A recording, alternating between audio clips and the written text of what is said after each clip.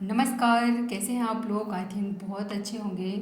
तो आज शुरू करेंगे क्लास और क्लास में आज देखने वाले हैं हम कथन और कारण से संबंधित प्रश्न। जी हाँ, यहाँ से कई प्रश्न UPSC, TGT, PGT, net exam में बनते हैं और ये संबंधित होते हैं कथन और कारण से। तो इसकी ही हम प्रैक्टिस करने वाले हैं। यहाँ पर देखेंगे तो सबसे पहले हमने यहाँ दे रखा है कि कथन होगा और एक कारण होगा। तो जो कथन है वो ए है और कारण है वो आर है। तो यहाँ पर जो आंसर होगा उसे हमें देना है ABCD। जी हाँ, यहाँ पर मैंने फर्स्ट टाइम लिख दिया है। ये ए और आर दोनों सही है। आर ए की सही व्याख्या कर रहा है तो हम ए को सही करेंगे, और अगर बी है यानी कि ए और आर दोनों सही है, आर ए की सही व्याख्या नहीं है तो हम ऑप्शन चुनेंगे बी। ए सही है परंतु आर गलत है तो ऑप्शन चुनेंगे सी, और अगर ए गलत है परंतु आर सही है तो ऑप्शन चुनेंगे डी। तो चलिए शुरू करते हैं क्लास। और यहाँ पर देख रहे हैं आप, सबसे पहला जो प्रश्न है वो कुछ इस प्रकार है। बैकाल झील विश्व की सबसे गहरी झील है। इसमें जो कारण है वो दिया हुआ है कि इसकी उत्पत्ति विवर्तनिक कारणों से हुई है। अब यहाँ पर ए और आर दोनों सही हैं। आर ए की सही व्याख्या कर रहा है या नहीं बताएंगे। तो देखिए, बैकाल झील विश्व की सबसे गहरी झील है, ये सेंटेंस बिल्कुल ठीक है। और इसकी उत्पत्ति किस कारण से हुई है? तो ये विवर्तनिक कारणों से ही उत्पत्ति हुई है बैकाल झील की। तो यहाँ पर ए और आर दोनों सही हैं और आर ए की सही व्याख्या कर रहा है, तो यहाँ पर ऑप्शन सही हो जाएगा हमारा ए। नेक्स्ट क्वेश्चन है कि प्रवणित नदी में ना तो शुद्ध अपरदन एवं ना ही शुद्ध निक्षेपण होता है। दूसरा जो हमारा कारण है वह है कि यह सर्वसुलभ ऊर्जा एवं संपादित किए जाने वाले कार्य के मध्य संतुलन का द्योतक है। तो जब हम ये दोनों सेंटेंस पढ़ेंगे तो हमें पता चलेगा कि यहाँ पर ये प्रवणित नदी की बात कर रहा है, तो यहाँ ये सेंटेंस हमारा ए बिल्कुल ठीक है। वहीं अगर हम आर की बात करें तो आर भी हमारा यहाँ बिल्कुल ठीक है और आर ए की बिल्कुल सही व्याख्या कर रहा है, तो हमारा जो ऑप्शन है वो हो जाएगा ए। नेक्स्ट क्वेश्चन है कि पी तरंगें पृथ्वी में एस तरंगों की तुलना में तेजी से गति करती हैं। आर है कि पी तरंगें ठोस, द्रव, गैस तीनों माध्यमों से गुजर सकती हैं। अब जब हम बात करते हैं पी तरंगों की, तो यहाँ पर पृथ्वी में एस तरंगों की तुलना में तेज़ी से गति करती हैं, ये आपका ऑप्शन बिल्कुल ठीक है। जैसा कि आपको पता होगा कि PSL 3 प्रकार की तरंगें हमारी पृथ्वी के आंतरिक भाग में पाई जाती हैं। अब हम बात करें यहाँ पर कि पी तरंगें ठोस, द्रव, गैस तीनों माध्यमों से गुजर सकती हैं, तो ये भी सेंटेंस बिल्कुल ठीक है कि पी तरंगें ठोस, द्रव, गैस तीनों माध्यमों से गुजर सकती हैं। लेकिन इसका जो कारण है वो व्याख्या सही नहीं कर रहा, कथन की व्याख्या नहीं कर रहा है, क्योंकि ये तीनों माध्यमों में गुजर सकती हैं। क्या इसलिए पृथ्वी में एस तरंगों की तुलना में तेज़ी से गति करती हैं? तो ऐसा बिल्कुल नहीं है। यहाँ पर हमारा जो ऑप्शन है वो ठीक हो जाएगा बी, अर्थात दोनों सही हैं लेकिन आर ए की सही व्याख्या नहीं कर रहा। नेक्स्ट क्वेश्चन की बात करेंगे और यहाँ पर है, कथन है हमारा कि रिफ्ट घाटी की उत्पत्ति भ्रंशन क्रिया से होती है। यह एक संकीर्ण गर्त है जो दोनों ओर समानांतर भ्रंशों से घिरी होती है। वहीं पर अगर हम बात करते हैं यहाँ पर इसके कारण की, तो भूपटल पर खंड लगभग 2 समानांतर भ्रंशों के बीच तुलनात्मक रूप से ऊपर या नीचे उठ सकते हैं, जिसमें बीच में धंसा भाग रिफ्ट घाटी कहलाता है। जब बात आती है रिफ्ट घाटी की, तो यहाँ पर रिफ्ट घाटी की उत्पत्ति भ्रंशन क्रिया से होती है, बिल्कुल ठीक है, क्योंकि भ्रंशन के द्वारा ही रिफ्ट घाटी का निर्माण होता है। यह एक संकीर्ण गर्त है, ये भी ठीक है। दोनों ओर समानांतर भ्रंशों से घिरी होती है। जब दोनों तरफ भ्रंश हो जाते हैं और जो बीच का मध्य का भाग है वो नीचे धंस जाता है तो यहाँ पर क्या बन जाती है, घाटी बन जाती है। और मान लीजिए कि यदि दोनों तरफ का भाग नीचे धंस जाए, यानी कि बीच का यानी कि मध्य का भाग नीचे ना धंसे और दोनों तरफ का भाग नीचे धंस जाए, जो बीच वाला भाग है वो वहीं रहेगा, तो क्या हो जाएगा कि वो भ्रंशोत्थ पर्वत कहलाएगा। तो यहाँ पर जो दूसरा कथन है इसका, इसमें इसने कहा है कि भूपटल पर खंड लगभग दो समानांतर भ्रंशों के बीच तुलनात्मक रूप से ऊपर या नीचे उठ सकते हैं, तो बिल्कुल ठीक है। इसमें बीच में धंसा भाग रिफ्ट घाटी कहलाता है, ये भी ठीक है। तो यहाँ पर आर और ये दोनों ठीक हैं और आर ए की सही व्याख्या कर रहा है। यहाँ पर हमारा ऑप्शन ठीक हो जाएगा ए नंबर। नेक्स्ट है वजादा पर्वतीय अग्रभाग से मीलों दूर तक फैले मंद ढाल वाले मैदान होते हैं। कारण है कि आसन्न जलोढ़ पंखों की श्रृंखला संलग्न होकर विस्तृत गिरिपद जलोढ़ मैदान बनाती है, जिसे वजादा कहते हैं। अगर हम यहाँ पर जलोढ़ पंख की बात कर रहे हैं, वजादा की बात कर रहे हैं, तो जो वजादा पर्वतीय अग्रभाग से मीलों दूर तक फैल मंद ढाल वाले मैदान ही होते हैं। ये आपका सेंटेंस बिल्कुल ठीक है।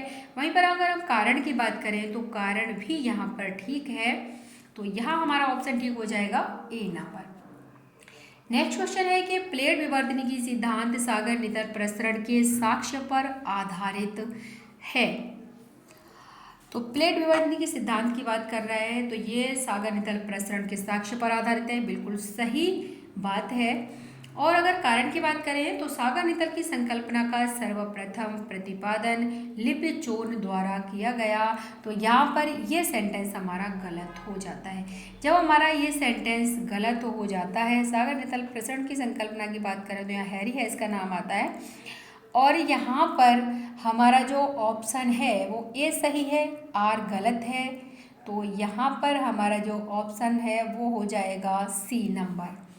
नेक्स्ट क्वेश्चन की बात करें तो नेक्स्ट क्वेश्चन है कि एक संकरी तथा गहरी तथा तीव्र ढाल युक्त किनारों वाली नदी घाटी कैनियन कहलाती है। वहीं कैनियन गाज की तुलना में अधिक संकरी एवं गहरी घाटी होती है। तो बताएंगे कि यहाँ पर जो हमारा क्वेश्चन है उसमें से कौन सा ठीक है और कौन सा गलत है। जी हाँ, अगर हम बात करें एक सक्रिय तथा गहरी और तीव्र ढालयुक्त किनारों वाली नदी घाटी, तो वो कहलाती है कैनियन, बिल्कुल ठीक है। कैनियन घाट की तुलना में अधिक सक्रिय और गहरी घाटी होती है, तो ये भी हमारा सेंटेंस यहाँ पर ठीक है। ये कह रहा है कि कारण जो है वो बिल्कुल ठीक है, यानी कि ए और आर दोनों सही हैं। आर ए की सही व्याख्या कर रहा है या नहीं, तो यहाँ पर आर ए की सही व्याख्या नहीं कर रहा, तो यहाँ पर हमारा जो ऑप्शन है वो ठीक हो जाएगा बी नंबर। नेक्स्ट क्वेश्चन है कि बहुत से धात्विक खनिज आग्नेय चट्टानों से संबंधित होते हैं और आग्नेय चट्टानों का निर्माण मैग्मा के कठोर होने से होता है। तो ये बात आपको पता होगी कि मैग्मा जब कठोर हो जाता है, यानी कि जो ज्वालामुखी प्रक्रिया जब होती है, ज्वालामुखी फटता है, तो जो मैग्मा बाहर सतह पर जमा हो जाता है और कठोर हो जाता है, और उसी से क्या बनती है, उसी से हमारी इग्नस रॉक्स बनती है। तो ये कथन हमारा जो कारण है वो भी ठीक है, और बहुत से धात्विक खनिज आग्नेय चट्टानों से संबंधित हैं, ये भी हमारा सही है। और यहाँ पर साथ ही में क्या है कि ए और आर दोनों सही हैं, आर ए की सही व्याख्या भी कर रहा है, तो हमारा ऑप्शन ठीक हो जाएगा ए नंबर। नेक्स्ट क्वेश्चन की बात करें, चंद्र ग्रहण प्रत्येक पूर्णिमा को नहीं होता है। चंद्रमा और ग्रहों की कक्षा ग्रहण के अत्यधिक निकट होती है। जी हाँ, जब हम बात करते हैं कि चंद्र ग्रहण प्रत्येक पूर्णिमा को नहीं होता, ये बात बिल्कुल ठीक है कि आपने देखा होगा कि प्रत्येक पूर्णिमा को चंद्र ग्रहण नहीं होता। अब बात कर रहे हैं कि चंद्रमा और ग्रहों की कक्षा ग्रहण के अत्यधिक निकट होती है, तो यहाँ पर हमारा दूसरा कथन भी ठीक है। लेकिन जब हम बात करते हैं यहाँ कि आर ए की सही व्याख्या है, तो बिल्कुल नहीं, ये दोनों सेंटेंस एक जैसे दिखने में पढ़ने में लग रहे हैं, लेकिन क्या है आर ए की सही व्याख्या नहीं कर रहा है। यहाँ पर हमारा जो ऑप्शन है वो ठीक हो जाएगा बी नंबर। नेक्स्ट क्वेश्चन की बात करें तो यहाँ पर है कि चंद्रमा का 41% धरातलीय भाग पृथ्वी से कभी भी नहीं देखा जा सकता और चंद्रमा पृथ्वी की दिशा में ही घूर्णन व परिक्रमण करता है। जब हम इसकी बात करते हैं तो यहाँ पर हमारा चंद्रमा का 41% धरातलीय भाग पृथ्वी से कभी भी नहीं देखा जा सकता, बिल्कुल ठीक है। वहीं चंद्रमा पृथ्वी की दिशा में ही घूर्णन और परिक्रमण करता है, ये भी ठीक है। तो यहाँ पे हमारे दोनों ऑप्शन, दोनों ही कथन कारण ठीक है, लेकिन यहाँ पर आर ए की सही व्याख्या नहीं कर रहा है, तो यहाँ पर भी हमारा ऑप्शन ठीक हो जाएगा बी नंबर। नेक्स्ट क्वेश्चन की बात करें, यहाँ पर है कृष्ण छिद्र एक ऐसा खगोलीय अस्तित्व है जिसे दूरबीन से देखा नहीं जा सकता। दूसरा है कृष्ण छिद्र पर गुरुत्वीय क्षेत्र इतना प्रबल होता है कि वह प्रकाश को भी बच निकलने नहीं देता। तो यहाँ पर ये हमारे दोनों ही जो कथन और कारण हैं वो दोनों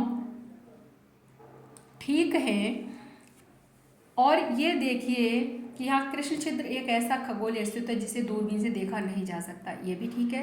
कृष्ण छिद्र गुरुत्वीय क्षेत्र इतना प्रबल होता है कि यह प्रकाश को भी बच निकलने नहीं देता और इसीलिए ऐसा होता है। यहाँ पर हमारा जो ऑप्शन है आर ए की सही व्याख्या कर रहा है, तो हमारा ऑप्शन ठीक हो जाएगा ए नंबर। नेक्स्ट क्वेश्चन है कि सभी ग्रहों में बुध ग्रह के परिक्रमण की गति सबसे अधिक है और इसकी परिक्रमा अवधि सबसे कम है, अर्थात बुध की परिक्रमा अवधि कितनी है तो 88 दिन होती है। वहीं पर दूसरा है कि सूर्य से दूरी के अनुसार परिक्रमण की अवधि घटती जाती है, लेकिन ऐसा नहीं है। सूर्य से दूरी के अनुसार परिक्रमण की जो अवधि है वो बढ़ती जाती है, घटती नहीं है। तो यहाँ पर हमारा जो बी नंबर है वो हो जाएगा गलत और ए नंबर हमारा यहाँ पर सही हो जाएगा।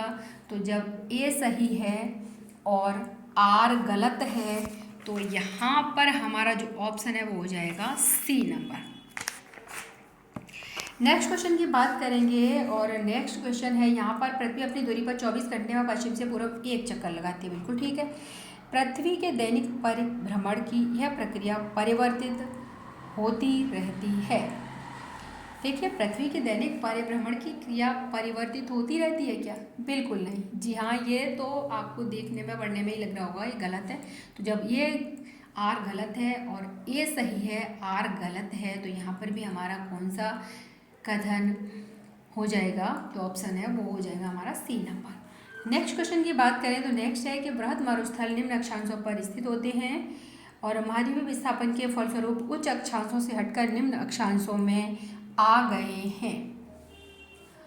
तो जब हम बात करते हैं यहाँ पर जो आपको दूसरे सेंटेंस से पढ़ने में ही लग रहा होगा कि महाद्वीप विस्थापन के फलस्वरूप उच्च अक्षांशों से हटकर निम्न अक्षांशों में आ गए, तो ऐसा नहीं है।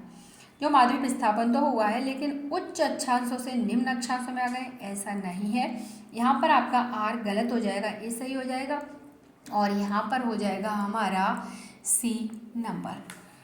नेक्स्ट है कि पृथ्वी एक स्थान से बढ़ते हुए अक्षांश वाले दूसरे स्थान पर किसी वस्तु का वजन घटता है। पृथ्वी एक परिशुद्ध गोला नहीं है। तो यहाँ पर हमारा ए ठीक है, बी भी ठीक है, लेकिन आर ए की सही व्याख्या नहीं कर रहा। हमारा क्वेश्चन का आंसर सही हो जाएगा बी नंबर। हैली धूमकेतु की पूंछ सदैव सूर्य से दूर रहती है, यह आपने देखा है, बिल्कुल ठीक है।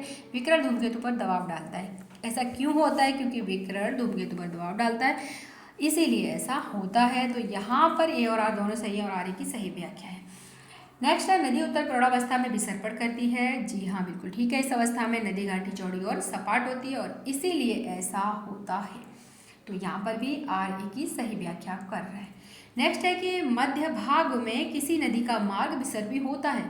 मध्य भाग में भूमि समतल होती है तथा नदी को गति सापेक्षता, जो नदी की गति सापेक्षता है वो मंद होती है। यहाँ पर भी हमारा ए भी सही है, आर भी सही है और आर ए की सही व्याख्या कर रहा है। नेक्स्ट क्वेश्चन की बात करें, नर्मदा एवं ताप्ती नदियाँ द्रोणी भ्रंश से बहती हैं। इन नदियों के मार्ग ढाल की सामान्य प्रकृति के विरुद्ध है।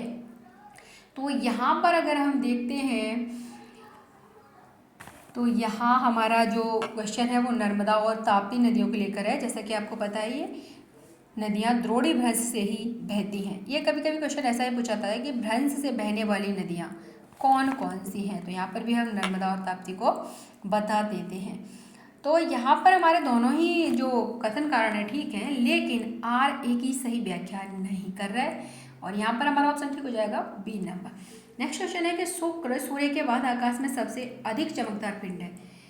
जी नहीं, सूर्य के बाद नहीं, शुक्र सूर्य और चंद्रमा के बाद आकाश में सबसे अधिक चमकदार पिंड है, और यहाँ पर ये हमारा जो कथन है गलत हो जाएगा, और हमारे सौरमंडल में शुक्र सूर्य से दूसरा ग्रह, ये हमारा बिल्कुल ठीक है। तो यहाँ पर क्या हो जाएगा कि ये गलत है, आर सही है, तो डी नंबर हो जाएगा। नेक्स्ट क्वेश्चन की बात करें तो यहाँ पर है विषुवतीय क्षेत्र ध्रुवों की अपेक्षा लगभग 21 किलोमीटर बाहर की ओर उभरे रहते हैं। पृथ्वी के मंद गति घूर्णन के कारण विषुवत वृत्त पर गुरुत्व का प्रभाव कम होता है। तो यहाँ पर अगर हम देखें तो हमारा जो फर्स्ट है कथन, तो ये हमारा ठीक है, और आर यानी कि कारण है वो भी हमारा ठीक है, लेकिन यहाँ पर आर ए की सही व्याख्या नहीं कर रहा है, तो यहाँ पर हमारा ऑप्शन ठीक हो जाएगा बी नंबर। नेक्स्ट क्वेश्चन है कि मौसम के अनुसार हिमत्व होने पर हिम पिघलने से फान निरंतर चौड़ी होती रहती है, तो ये कथन ठीक है। और वहीं पर कारण की बात करें तो हिमफान उस समय बनती है जब फान में तापमान कम होने के कारण तुषार जम जाता है। तो तुषार के जमने के कारण से ही ये जो हमारा कथन है वो इसकी सही व्याख्या कर रहा है, तो यहाँ पर हमारा ऑप्शन ठीक हो जाएगा ए नंबर। पूर्ण चंद्र में ज्वार सर्वाधिक होता है, पूर्ण चंद्र में ज्वार सर्वाधिक होता है, ये बिल्कुल ठीक है। वहीं पर पूर्ण चंद्र की स्थिति में चंद्रमा एवं सूर्य पृथ्वी की सीध में होते हैं, ये भी ठीक है, और इसीलिए क्या होता है, सीध में होते हैं, और पूर्ण चंद्र इसीलिए होता है, तो यहाँ पर आर ए की सही व्याख्या कर रहा है, हमारा ऑप्शन ठीक हो जाएगा ए नंबर। नेक्स्ट है कि गर्म एवं ठंडी समुद्री धाराओं के मिलन के स्थान पर उत्तम प्रकार की मछलियाँ बहुतायत में पाई जाती हैं। जी हाँ, गर्म और ठंडी धाराएं जहाँ मिलती हैं वहाँ पर क्या होता है, मछलियाँ पाई जाती हैं। लेकिन मछलियाँ वहाँ पाई क्यों जाती हैं, इसलिए पाई जाती हैं क्योंकि उनके जो खाने का जो भोजन होता है, अर्थात ठंडी धारा में नाइट्रेट एवं फॉस्फेट पाए जाते हैं, और यहाँ पर मछलियों के लिए क्या है, उत्तम भोजन है। जब ये दोनों धाराएं मिलती हैं तो वहाँ पर प्लैंकटन उत्पन्न होता है, और प्लैंकटन क्या होता है, मछलियों का भोजन होता है। और जब दो ठंडी और गर्म दोनों धाराएं मिल जाती हैं तो प्लैंकटन की उत्पत्ति होने के कारण ऐसा होता है, तो इस जगह पर मछलियाँ बहुतायत में पाई जाती हैं, यहाँ पर आर ए की सही व्याख्या कर रहा है। नेक्स्ट क्वेश्चन की बात करें, यहाँ पर नेक्स्ट और लास्ट क्वेश्चन है, ये चट्टानों के अपने स्थान पर कमजोर पड़ने को अपक्षय कहते हैं, बिल्कुल ठीक है। संगमरमर में चट्टानों में तुषार प्रक्रिया के कारण अपक्षय हो सकता है। देखिए यहाँ पर अपक्षय क्या होता है, चट्टानों के अपने स्थान पर कमजोर पड़ के टूट जाए, उसे अपक्षय कहते हैं, बिल्कुल ठीक है। वहीं संगमरमर की चट्टानों में तुषार प्रक्रिया के कारण अपक्षय हो सकता है, तो ये भी ठीक है। लेकिन यहाँ पर जो कारण है उसकी वजह से, यानी कि ऐसा नहीं हो रहा, आर ए की सही व्याख्या नहीं कर रहा है, तो यहाँ पर हमारा ऑप्शन ठीक हो जाएगा बी नंबर। तो आज की क्लास में बस इतना ही, मिलते हैं नेक्स्ट क्लास में, तब तक के नमस्कार, धन्यवाद, जय हिंद।